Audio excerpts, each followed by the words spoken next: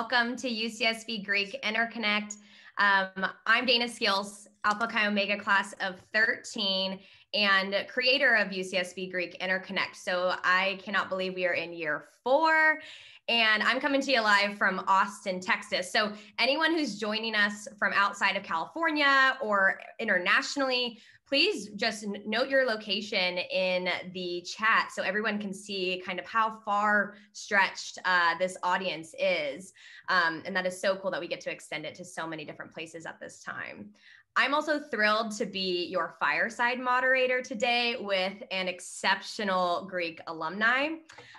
While at UCSB, Brent Linas, who will be our Fireside chat, ran track and field, was president of his fraternity, Sigma Alpha Epsilon, and really flourished from the community the Gauchos provided.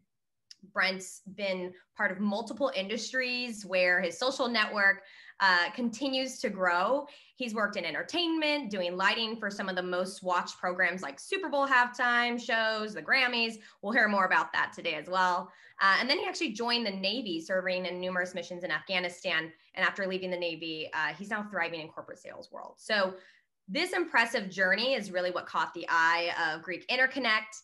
And I'm so excited to welcome Brent for this fireside chat. Thanks, Dana. Yeah, I'm really excited to be here. I actually didn't even know that this existed until this year, and this is an incredible event. I'm so excited to be a part of it. Really humbled too. Amazing. Well, we are so grateful to learn from you and talk more about pivoting, reinventing yourself successfully, and truly the many learnings we can take away from your career journey. Mm-hmm. So Brent, would love your thoughts on why you're here with us today at Greek Interconnect. Yeah. Well, I think I'm here because while I've had a successful career overall, I've also had periods of total failure. And, at the time that I graduated in 2007, I think that there's a lot of parallels to 2020 and, between the Great Recession that a lot of us graduated into in, 2008, 2007, and what the pandemic is doing to current students and recent graduates right now. And it reminds me of like one of my favorite quotes, which is good judgment comes from experience, but experience comes from bad judgment, right? And that, almost every good lesson you learn out there, you learn the hard way. And so I'm hoping today to talk about like what I learned about the hard way about reinvention and professional pivoting, because it isn't something that's taught in class. It's usually something you have to learn the hard way. Totally. And thank you. We are, again, so excited to chat with you today. So we'll just dive right into it and get down to it. So as you mentioned, and as we mentioned, your career journey has really been riddled with twists and turns, and some of those have been chosen, some of those have been given. And so as you mentioned, we do find a lot of parallels between the 2007 Great Recession. And for those who hopefully at least learned this in history class, if you didn't live through it, the Great Recession really caused millions of people to lose their life savings, their jobs, their homes, and really generally considered one of the longest periods of economic decline since the Great Depression of the 1930s. So we're currently living in the COVID pandemic. And so I think, one thing with those parallels between 2007 when you graduated and current students, or at least current recent grads who are currently kind of figuring things out. Right. Brent, can you set the stage for what was the economy really like to you in 2007 when you did graduate? Yeah, so the spring of 2007, the economy seemed to be in great shape. From an outside perspective, everybody said everything was great, from the government to the private sector. There was very little sign that there was impending doom around the corner and that there was, systemic fraud in the housing market. And so when I graduated in 2007, there were signs of cracks and that there was going to be a correction in housing. And I think everybody knew there was a bubble in housing, but there was no telling that the rot ran as deep as it did. And would basically bring the economy to a halt in 2008 and 2009. Yeah. And I mean, with that, what was your plan post-graduation and how did this impact? Well, so previous to 2007, in the summers, I had worked for my uncle in the entertainment industry, doing lighting for live television events. It was a lot of fun. I would intern all over the world, from the Olympics in Greece. I went on tour with John Mayer one summer. I even played Halo with John Mayer while we were on tour, which was fun. The Grammys, the Super Bowl. It was a lot of fun. And so my initial plan was that I was going to go into entertainment, right? And so it was a family business. And over the 3-4 years, or the 3 summers in between, my freshman year and graduation, I spent a lot of time, working on lighting. But by the spring of 2007, I was kind of getting hesitant about entertainment. I didn't feel like I was particularly good at lighting design. I didn't feel like I was totally fond of the industry. And it didn't, knowing myself at the time, it didn't play to my comparative strengths at all. So I was like, in a way, I just didn't have the clarity at the time to look at, where I was and what my comparative strengths were as an individual, and say, maybe this industry isn't right for me. And I'm trying to force something because my family, thinks that this is a good idea and it's a family business. And so, in the spring of 2007, I went to the UCSB career fair. And like I said, the economy was in great shape then. So, I went to the career fair and I got 3 interviews within a few hours, one with Fisher Investments, one with Stryker, and another one with Target. And I got 3 job offers within like a week from that. And so it really set up this tough decision for me, which was, do I go this corporate path, right? Or do I go down this path that I'm a little bit hesitant about, but has the ability and the potential to make a lot of money and be really cool, which was entertainment.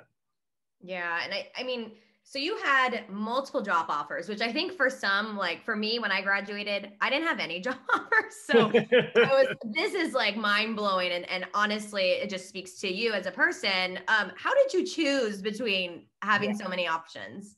Okay. So that was actually, to this day, that's still one of the more trying decisions that I've ever made. I was totally torn about the decision, but my family put a lot of pressure on me to go into entertainment. I mean, they said, that it was, a family industry, and this is something that you could do and be successful at.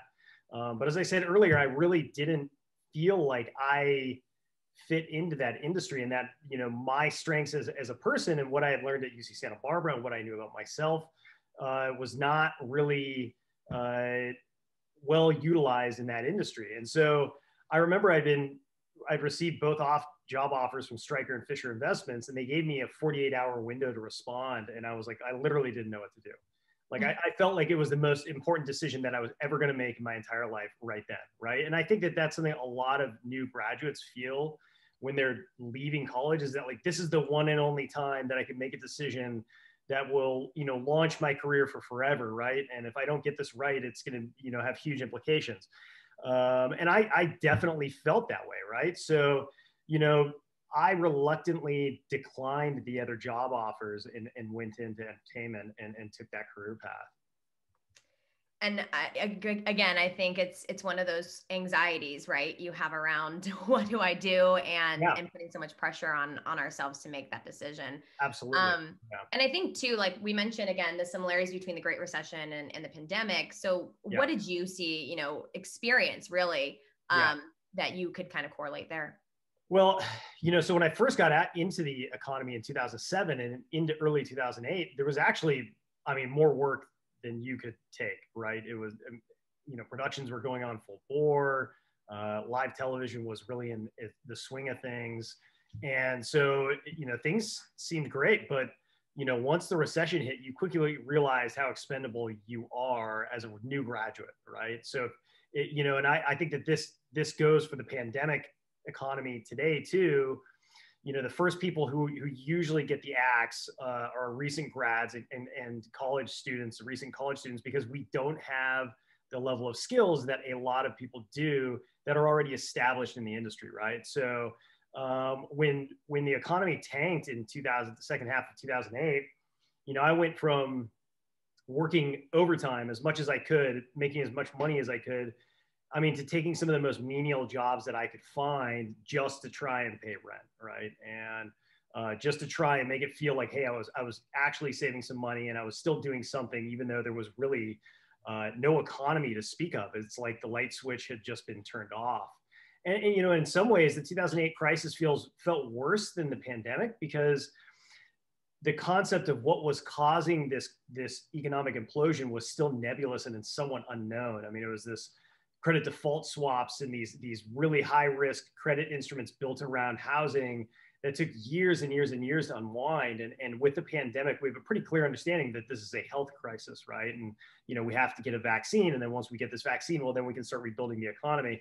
2008, there was like this crisis of confidence. People didn't really know where the bottom was. And so that really made it hard for the rebound to take hold. But, you know, to put it in perspective, you know, I went from making like, I think one year I made, the year out of college, I made, you know, like over 80 something $1,000.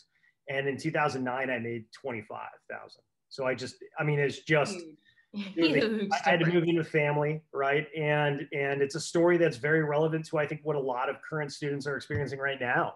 You know, it was just, I couldn't believe how quickly it turned around. And, you know, it was at that point that I had to reevaluate my career and decide whether lighting was for me, right? And figure out if this was really working out.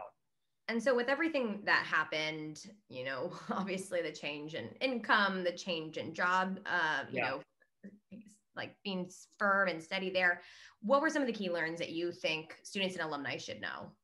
Okay, so I thought about this a lot when we decided to do this keynote. And one of the things I think that students should understand when they're graduating from UCSB is that, you know, you really need to think of yourself as like a stem cell at this point in your career. You have the ability to go and do such a diverse number of different jobs, especially with a piece of paper with UCSB on it behind you, right? I mean, it's a fabulous institution. Everybody respects the UC system. It's one of the best colleges in the UC system. So you know, take a risk. That is really the key, is like, you're a stem cell. You could go and do anything. Take a risk, right? You have plenty of time to recover if you make a mistake, like I did by going into lighting, right? I mean, I totally made a mistake. And you need to listen to your gut, right? It is really one of those things where your parents are going to have a lot of opinions about what you should do with your career coming out of college. They already had a lot of opinions about what school you should go to and what major you should be. You really need to understand like where you think your comparative strengths are and listen to yourself about where you think you're going to thrive, right? Because if I had listened to myself, I probably wouldn't have gone into entertainment. I probably, you know, wouldn't have, you know, misfired the way I did. And so that was a key learning for me, is no one knows you better than yourself, right? And you really need to pay attention to what you think is going to be a successful career path for you and what really is interesting, right? And you know, finally, we all have these anxieties. Like I was explaining about when I'm coming out of college, it's a great time to launch a career. And there's no doubt about that, right? It's a phenomenal time because, you know, in a good economy, you have people coming to you looking to have you fill roles. But don't make it this you know, this do or die moment in your life, right? It is really a time for you to throw out a wide net and see what's out there, and then take a risk and see if you can get on a career path that might launch you in a trajectory you never thought possible. Exactly. And thanks, Brent. And I think, you know, pivoting, being nimble, able to adapt are all pretty critical to navigating the really ever-ending and ever-changing world we live in today. And so you went from living in Isla Vista, steps from the beach, to experiencing hardships during the Great Recession, to being part of one of the most elite Navy communities out there, the Explosive Ordnance Disposal, EOD. So what made you consider the Navy once you realized the entertainment industry just wasn't a good fit for you? Yeah. Well, first I had to realize that I had failed at choosing the right career out of college, right? I mean, I had to come to the realization that, you know, that my first career was a complete misfire out of UC Santa Barbara, right? And I felt like, you know, kind of like I had blown a huge opportunity. And so I was very depressed about that coming out of college, right? And looking back now, it's really clear that my heart was never really in entertainment, right? And, you know, my wife often makes fun of me now that, like, like, I don't, so she'll be like, what are the primary colors? And I'll struggle to tell her what the primary colors is. She'll say, why did you ever think that you would be good in entertainment? Why would you think that you were going to be good in lighting? Right. I mean, it's just not, my core skill set was not at all utilized in entertainment. So I had to completely reevaluate like what I was going to do. And so I even reached back out to Stryker in 2008, 2009, you know, a company that had offered me a job to basically try and beg to see if they would give me a role or consider it. And they said no. Right. And so it was like a really humbling moment for me to go from, you know, kind of flying high, feeling like I had it all figured out, to just, you know, feeling like I completely blew an opportunity. Right. Yeah. And so that was pretty brutal. Right. But at that point, I truly I think it gave me the opportunity to say, okay, well, what the hell do I want to do? Right. I took that opportunity to say that. And, you know, I began to settle on the Navy and in military service. And, you know, once I was committed to that, and I was like, okay, this is something I really want to do. I can feel that my heart is in this.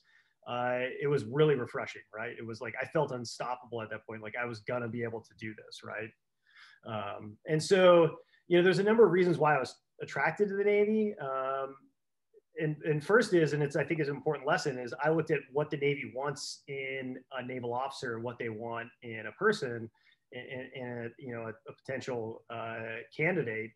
And they valued a lot of my comparative strengths, right? So they valued, you know, they value physical fitness, they value leadership skills, they value decisiveness.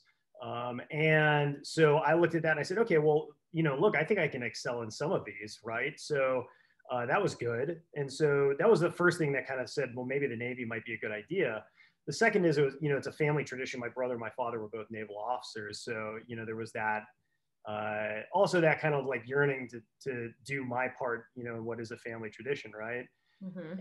And, you know, after working in entertainment, you know, there was always this thing of nepotism hanging over my head because it was my uncle's company and I was working for my uncle. And that was really corrosive, right? That idea, like nepotism in my eyes can be like very caustic to your own ambition, right? Because people will feel like you're being given something. And so that, you know, I think that there was a hangover from that. And so I just wanted to try and prove that I could do something totally impossible, right? Like I was just, you know, if I'm going to be unemployed, I'm going to prove that I'm going to do something incredibly difficult and almost unattainable.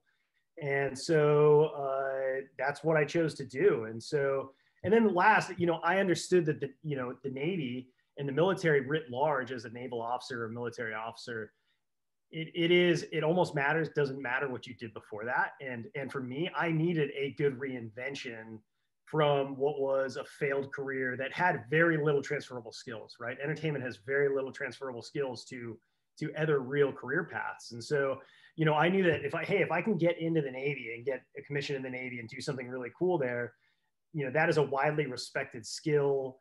It's a widely respected profession, and it would give me the opportunity to kind of like relaunch, right? And so that's why I settled on the Navy.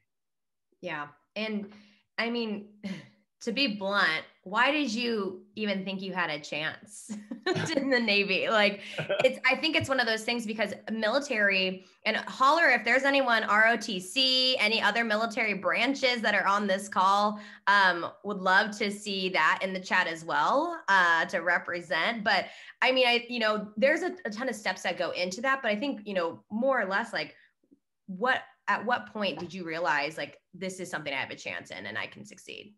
Well, so in 2009, when I'm basically sitting unemployed, right? You know, I began looking into what is the process of trying to receive a commission in the Navy. You know, first I realized it was extremely competitive at the time, because there's a lot of other young graduates that are unemployed that want to become naval officers too, right? So I just immersed myself in what is the military looking for? What is the process that the Navy wants and is required, and then totally dedicated myself to becoming the best at every single portion that I already had a comparative strength in. So, so for those of you that don't know, in the military, become an officer, you go and you interview with other former officers. They write you letters of recommendation. You have to pass a pretty thorough medical exam, a medical acuity test, which is somewhere like a cross between like a physics exam and the SAT. It's a aviation selection test battery is what it's called. And then, a pretty arduous strength test that, involves swimming, pull-ups, push-ups, running, sit-ups in a very, set fashion. And then you basically have built a package, right? And then that package is submitted to boards of different communities within the Navy for consideration to be given a slot for commission at Officer Candidate School. And so I just looked at like, what is the community that I wanted to go into, which was special operations. What do they value? Like what's really important to that community? And the one thing you'll always hear over and over again is that, in the special operations community, being physically fit is like one of the most important attributes that they look for. It's almost second to none. It is, absolutely a requirement. And so you were a college athlete. Yeah, which helped. It kind of leads to your physical strength already. Exactly. So I had that comparative advantage there. And so I just really leaned into that heavily and tried to produce a package that was great. I was never the best test taker. So like my ASTB selection test was like fair to Midland. It was not like phenomenal, but I made up for it in other areas. And, that's why I think I succeeded, and so if I look back now, that was, I didn't know it at the time, but what I was doing was basically laying the groundwork for a successful pivot, right? And reinvention. And all those things that I kind of did are like the rules for a successful pivot, right? And that's something that like I really wanted to talk to graduates about today is that, a pivot is not an impulsive thing, right? A career reinvention is not an impulsive thing. It is a deliberate process of leaving your current career trajectory and embarking on a new one. Like you might as well think of a pivot as a defined process, right? And like I said before, a successful pivot capitalizes on your comparative strengths and creates a clear narrative through your previous experiences and success, right? So you need to look at like your career, what you've done so far, like what you've accomplished, and you need to be able to clearly explain to the person that's interviewing you why your pivot makes sense to them and why this risk is worth it, right? It's not a story that you got screwed or that you had a good boss, you didn't have a good boss. Doesn't matter, right? Mm-hmm. It's totally irrelevant. It's a story about how you're making yourself better, and that this obviously makes sense, right, to the person who's interviewing you. Yeah, absolutely. And thanks for breaking that out into a slide. Hopefully people took some screenshots of that, because that is super helpful to break it down. And I think too, like, even if you're not jumping from one industry to another and pivoting in that sense, I think the conversation around transferable skills is something that it's more than just, can I do the job? In a way, it's actually how you sell yourself and really your ability to convince someone you can do the job, as you mentioned. So right. Absolutely. Yeah, I'll be honest and share that when I was younger, and still sometimes now, I think imposter syndrome is a real thing. So for those who have not had moments with your imposter syndrome, it's really, like you feel like you're a fraud and that you're going to be found out, that you're not able to do X, Y, and Z things because of your doubt in your own abilities. So, especially when you're more junior in your career, I think that's something to consider, as you tend to place more doubt on your own abilities, when in fact it's just that change in perspective to feel more confident and give yourself grace for really all that you have accomplished, whether it's internships, volunteer things in school, or if you're out of school and have already started your career. Those are some things to consider too. Yeah, if I could just add on to that, I mean, I think one of the key things that new students in a new career, new alumni in a new career need to remember is like, you're expected to not know anything. I mean, that's kind of like like I said, you're a stem cell. You're about to be, invented into a very specific skill set. So if you don't know something, you need to ask the question, hey, I don't know what you said there. Because a lot of times, professional lingo and industries will use abbreviations and this and that professional language, and it's almost a barrier to entry. So if you don't know something, don't be afraid to ask for clarification or to say, I don't know, but I will find out, right? Lean into what you don't know about. Don't hide from it. Don't try and hide from it, because it'll come across the wrong way. Absolutely. And I mean, I mentioned this before, but explosive ordnance disposal. I'm now pivoting my question because I need to know, for those of us civilians who just don't fully understand what that means, can you paint a picture for us of how insanely intense and badass that is? Yeah. So, well, okay. So in 2009, I put that together my package and I submitted it for the special operations community, which was explosive ordnance disposal. And they had 2 slots open that year for OCS, and which is Officer Candidate School. And I was one of 2 selected in the country that year to go into for a session into the officer candidate pipeline. And so what is Navy Eod? It's based, I mean, humble brag, it's America's most elite bomb squad. It is like basically what we do is we train to integrate with any military unit, anytime, anywhere, with the express purpose of, disarming explosive threats, whether those be IEDs, nuclear weapons, underwater mines, booby traps, weapons of mass destruction. We do Secret Service missions. I got to do Secret Service missions all over the world.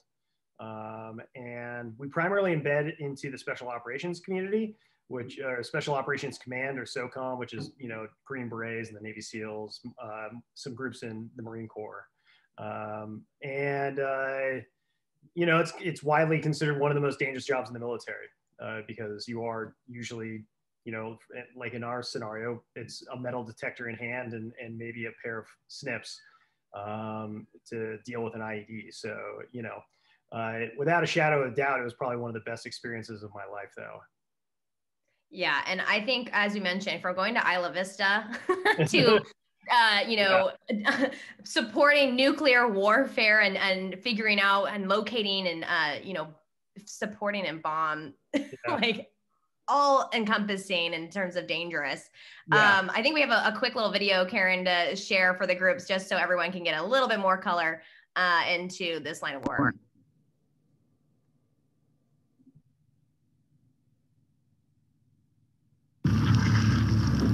Bad day as an EOD tech is doing administrative work.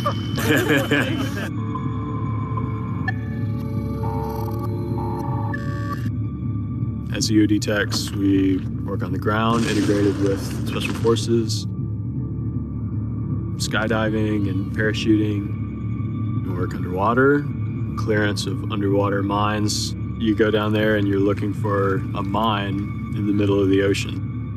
Can't really see very well, but it's exciting. We have the surface IED threat today. Most of the time mines are made out of metal, which means they're denser than rocks or sandbars or anything like that. So we use different sensors to try to hone in on that specific shape, specific density, specific signature that a mine is going to give us. You have just your basic multi-tool. That's kind of like your get out of jail. You have your shears to cut stuff, mine probes. You have to be creative. You're not always going to have what you need on hand.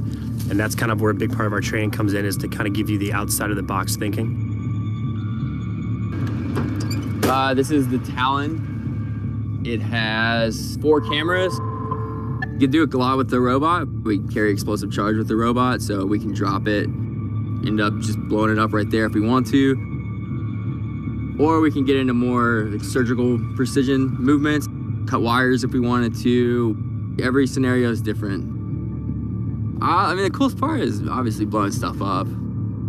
Just give me a 10-digit grid on where you're blowing it. That way I can respect higher to let them know. Okay, cool. My first impression of it was just, that's a lot louder and heavier than I thought it would be. It's not like in the movies.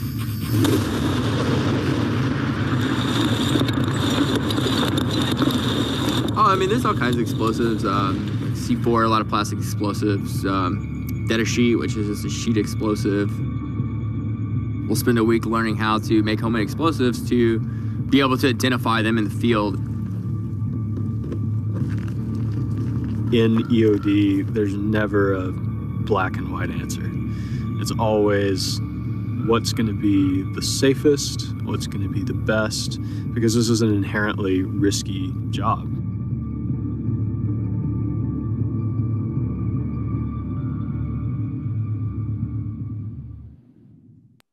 Amazing. Absolutely. Thanks, Karen. Thanks for sharing. So hopefully, again, the pivot into the Navy from entertainment is just insane, to say the least. I might be the only person that's gone from entertainment to special operations in the history of the world. So absolutely. And I think too, you also had been deployed to Afghanistan as well, Brent.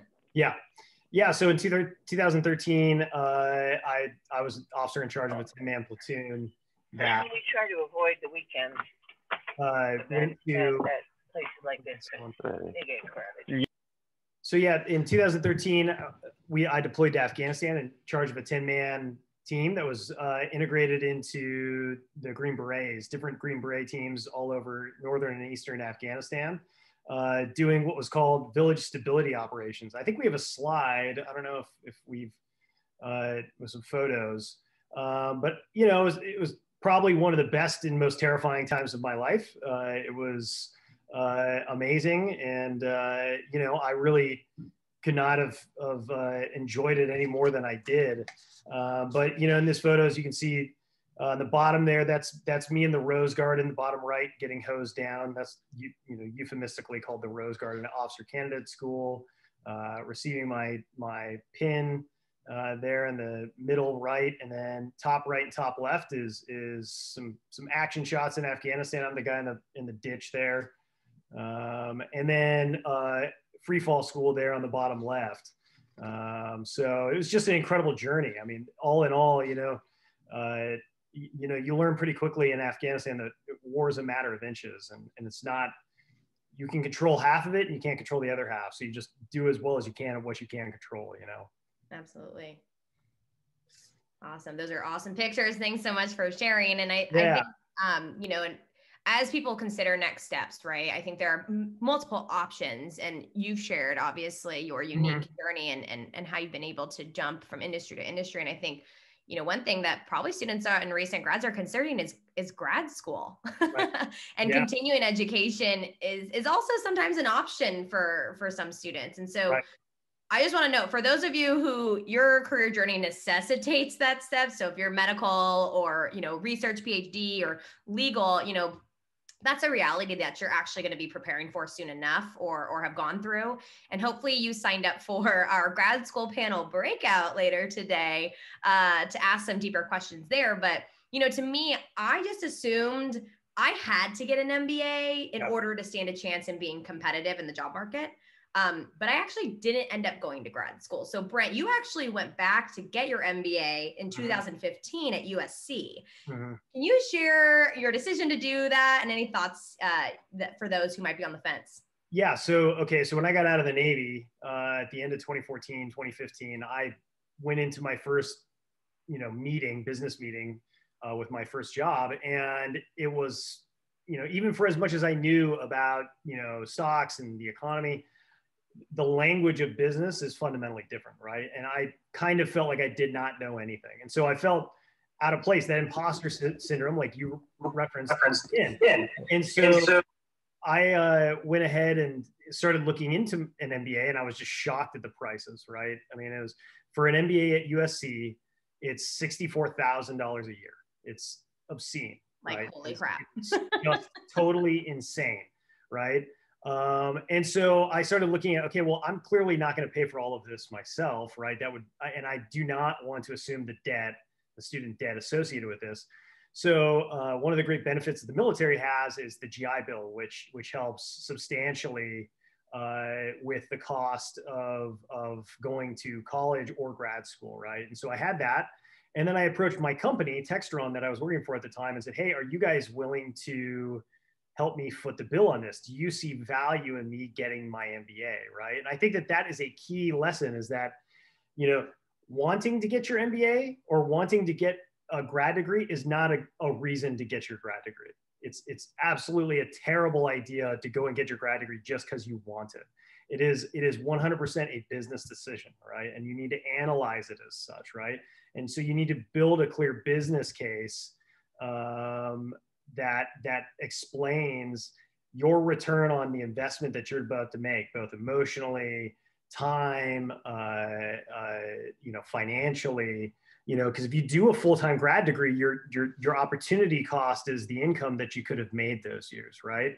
If you do an executive or part-time degree, at least you can make some money in the part-time. But I think that like a good litmus test for people who want to consider like going to grad school, if you get out, you do a few years in, the industry that you're in or the career that you're in, you should approach your employer and see if they think that the degree that you want to get is a degree that they think would be valuable, right? Is this, and if they do, they'll offer to help foot some of that bill in exchange for time served on the back end, right? And that's honestly a good trade-off, right? It's a great trade-off. And so, an MBA or grad school can be a pivot point. It can be a period of reinvention. I know a lot of people that go to full-time MBA, they get into a top 10 or a top 20 MBA school, and there's a feeder pipeline right out of that to go into another career. And that's, if you have a very deliberate layout, then yes, it can be a good pivot point.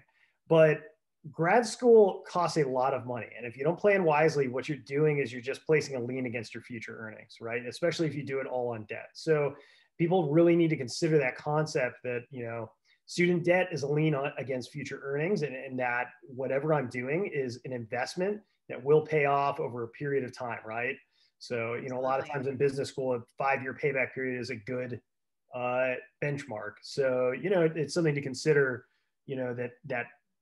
that you need to look at the total picture and not use grad school as a place to hide from a bad economy.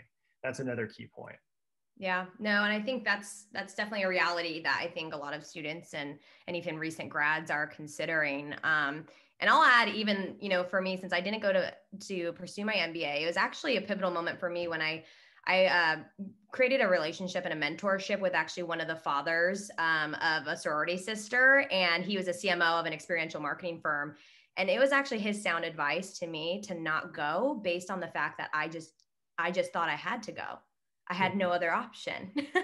So right. I'm very thankful for going and getting different perspectives to kind of posturize and see what are my options. And to that point, Brent, making a business decision, because I actually ended up spending my time at my current company, Facebook, basically getting my MBA and the types of careers and roles that I've already had over, X amount of years. So being really intentional, I think is about the decision you're going to make is going to be critical there. Absolutely. So, and I know we're coming down to the end, and since we're amongst gauchos and Greek gauchos for that matter, it's important to really call out that you were also president of Sigma Alpha Epsilon while at UCSB. So also, if there are any current or past chapter presidents on the call, please raise your hand button or celebrate or woohoo on the emotions so we can see, because again, that's a huge responsibility, right? Especially at a young age. And so, Brent, what's the biggest learning that you took away from being president? I mean, this is the great thing about the Greek community is, like, I was 22 and I was in charge of a chapter of nearly 100 people with assets and a budget. And you have this enormous amount of responsibility, actually with relatively little risk on the downside, right? And I'll tell you this, in both the military and the private sector, the next time that you're going to have the chance to, be in charge of either a large budget or in charge of 100 people is going to be a really long time, right? So it's like a wonderful place for you to learn leadership parables, right? And it gets back to that, good judgment comes from experience. Experience comes from bad judgment. Get your bad judgments out in Greek life. Go make a mistake there, right? And you learn a lot about leadership in that, when you're in a chapter in charge of 100 guys and everybody has an attitude about where things should go, you're never going to make everybody happy, right? That's just a fact. So you learn some level of decisiveness. You learn, that leadership isn't a popularity contest. That's why you don't want to be Michael Scott in the office, right? It's about making the right decisions. And so it's just a phenomenal place to do that. And so, and then one other thing I want to say, just because we got all these gauchos here, is, one of the things that gets a bad rap at UCSB sometimes is like the Isla Vista party scene, right? And this idea that, like, hey, look, the school's reputation is made on campus. And I totally agree with that. But I think one of the things that's really cool about Isla Vista and the Greek life is that, in my experience in the professional world, your IQ is just as important as your EQ. And for those of you who don't know what EQ is, that's your emotional intelligence, right? And one of the reasons gauchos do so well in the professional world is because we have really good EQ. And a lot of that EQ that you learn as a gaucho is in Isla Vista. It's not in a classroom, right? So learn your IQ on campus and get your EQ in IV. And you're going to come out like a person that is very successful in the real world. You know, no one wants to work with a stick in the mud. They want to understand that like you are like, you know, a passionate, you know, decisive person that understands how to get along with people. And IV and UC Santa Barbara is just phenomenal at teaching people that. Absolutely. Well-rounded individuals, Yes. we gauchos Right. are. Right. So I wanted to do something fun at the end of this. I believe if anyone has additional questions, feel free to go ahead and jot those into the live chat, and we'll try to round those up and respond so that we can get back to you after the event as well. But just something fun, since again, I want your gut reaction, Brent, and this is some gaucho rapid fire. All right. Let's do it. So Freebird's nachos or Freebird's burrito? I'm going quesarito. Oh, okay. Quesarito. Okay. Yeah, I've had that and it's great as well. All right. Campus Point or Sands Beach? Sands. Yeah. Best place to study, the USEN or the University Library? Library, I think it's 4th floor. I think they just remodeled the library. So I'm not sure. I think it's 4th floor library. 4th floor library. Yeah. Woodstocks or Sam's to go? Sam's to go. And then finally, biking or skateboarding to class? Biking. I was, you know. Tried and true. Biking. Yeah. Then probably fastest, and who knows if it's safest. But well, again, Brent, thank you so much for your time and sharing your amazing career journey. And again, we are so grateful. As I opened this session, we mentioned pivoting, reinvention, and boy, did we learn about that with you. It's kind of full circle having you back, speaking with gauchos today. And if there's one thing that, you know, you really want this group to take away today, what would that be? I think that, you know, as gauchos, understand that when you come out of UCSB, you guys are in a phenomenal position, and you'll be in that phenomenal position in 2 years. So if you take a risk and you go after something and you failed like I did, you know, you failed miserably, who cares? Honestly, you're 24 at that point. I mean, you've got your entire 20s to figure this stuff out and reinvent and pivot, but do it deliberately, right? Pivoting and career reinvention is a high risk maneuver. So do not, you know, just take it as a willy-nilly thing and burn bridges on your way out of a current career. And it's always easier to pivot when you have a job, right? So if you feel like you're unhappy in your role, you know, stay in that role while you try and reinvent yourself and find the next career and go from there. Amazing. Yeah. Well, thanks again, everyone. Brent, appreciate your time and sharing. Karen, we'll kick it over to you so we can jump over to some more information on the rest of the day and industry breakouts. Bye, everybody.